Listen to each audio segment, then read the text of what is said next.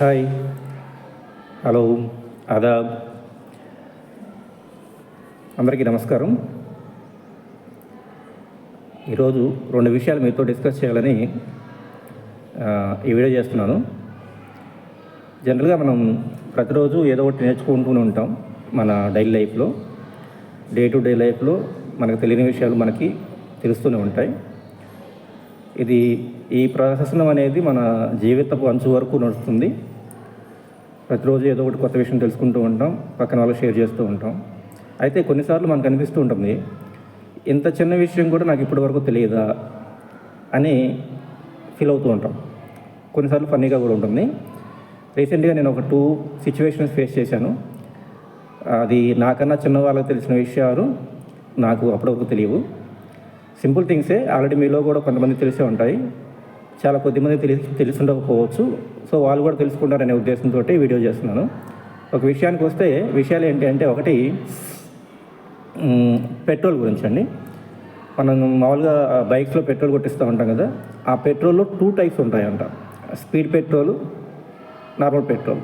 అది నాకు ఇప్పటివరకు తెలియదు, ఇప్పుడే రీసెంట్గా తెలుసుకున్నాను.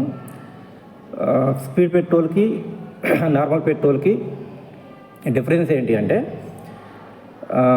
కాస్ట్లో డిఫరెన్స్ ఉంటుంది, ప్రైస్లో డిఫరెన్స్ ఉంటుంది, ఈవెన్ బైక్ మైలేజ్లో కూడా డిఫరెన్స్ ఉంటుంది. కాస్ట్ స్పీడ్ పెట్రోల్కి ఒక 4-5 రూపీస్ ఎక్కువ ఉంటుంది. బైక్ మైలేజ్కి వస్తే స్పీడ్ పెట్రోల్కి మైలేజ్ ఎక్కువ ఉంటుంది, కానీ ఇంజిన్ కొంచెం త్వరగా డ్యామేజ్ అవుతుంది అనేది నాకు తెలిసిన వాళ్ళు చెప్పారు. అది మేబీ కరెక్టో కదా నాకు తెలియదు. వాళ్ళు నాకు చెప్పిన ఇది మీకు షేర్ చేస్తున్నాను. మామూలు నార్మల్ పెట్రోల్ అయితే మైలేజ్ కొంచెం తక్కువ ఉంటుంది, బైక్ మెయింటెనెన్స్ కొంచెం తక్కువ అవుతుంది, అంటే డ్యామేజ్ తక్కువ ఉంటుంది ఇంజన్కి అనేది నాకు తెలిసిన విషయం, నాకు వాళ్ళు చెప్పిన విషయం. సో ఇది మొన్నటి వరకు నాకు తెలియదు. ఇది ఎవరైనా మీలో తెలియని వాళ్ళు ఉంటే తెలుసుకుంటారనే ఉద్దేశంతో ఈ వీడియో చేస్తున్నాను. రెండోది ఏంటంటే, మనం జనరల్గా చనిపోయిన గ్రేట్ పర్సనాలిటీస్కి జయంతి, వర్ధంతి అని చేస్తుంటాం. జయంతి అంటే వాళ్ళ పుట్టినరోజు, చనిపోయిన వాళ్ళ పుట్టినరోజు నాడు జయంతి అని చేస్తుంటాం. వాళ్ళకి చనిపోయిన రోజు వస్తే వర్ధంతి అంటాం. ఇది వర్ధంతి ఓకే, దాంట్లో నో ఇష్యూ, నో కాంట్రవర్సీస్, చనిపోయిన వాళ్ళకే వాడతాం. జయంతి అనేది బ్రతికున్న వాళ్ళ పుట్టినరోజులకి ఆ వర్డ్ యూజ్ చేయకూడదు అనే విషయం నిజంగా నాకు మొన్నటి వరకు తెలియదు, రీసెంట్గా తెలుసుకున్నాను. సో మీలో ఎంతమందికి ఈ విషయం వాడకూడదు, బ్రతికున్న వాళ్ళకి బర్త్డే రోజున, అంటే పుట్టినరోజున జయంతి అనే వర్డ్, ఆ పదం వాడకూడదు అనేది ఎంతమందికి తెలియదు? తెలియని వాళ్ళు ఎవరైనా ఉంటే కామెంట్ పెట్టండి, నాకు కొంచెం సపోర్ట్ చేసినట్టు ఉంటుంది. ఎందుకంటే నాకు తెలియలేదు కాబట్టి, ఇప్పుడే తెలుసుకున్నాను కాబట్టి. జనరల్గా జయంతి అంటే పుట్టినరోజు, అది చనిపోయిన వాళ్ళ పుట్టినరోజులకి వాడతారంట.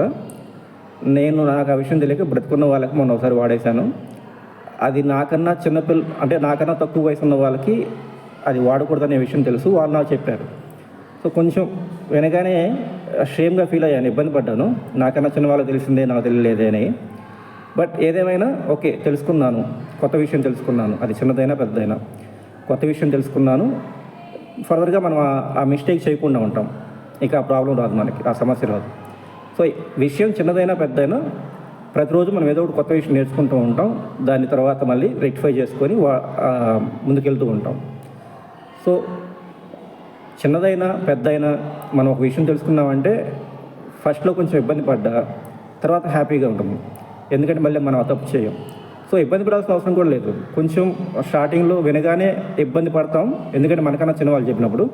సో నో ప్రాబ్లం, తర్వాత అయినా రియలైజ్ అయ్యి దాన్ని మళ్ళీ మనం ఎక్కడ వాడకుండా మనం తెలుసుకున్న విషయం బాగుంది అని రియలైజ్ అవుతాం.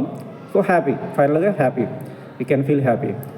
సో ఈ 2 విషయాలు మీతో షేర్ చేయడానికి ఈరోజు మీ ముందుకు వచ్చాను.